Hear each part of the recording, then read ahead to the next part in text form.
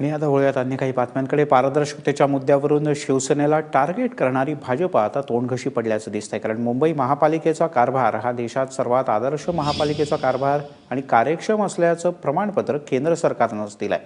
केंद्रीय आर्थिक पाहणी अहवाल काल सादर करण्यात आला। त्यात मुंबई महापालिका आणि हैदराबाद महापालिका ही सर्वात पारदर्शी असल्याचं प्रमाणपत्र देण्यात आलंय। देशभरातल्या महापालिकांमध्ये मुंबई अव्वल असल्याचं या अहवालात नमूद करण्यात आलंय। त्यामुळे पारदर्शकतेच्या मुद्द्यावरून भाजपनं शिवसेनेला घेरलं होतं। आता केंद्रानंच पारदर्शकतेचं प्रमाणपत्र दिल्यानंतर भाजप शिवसेनेवर कोणत्या तोंडानं आरोप करतं हे पाहणं महत्त्वाचं आहे।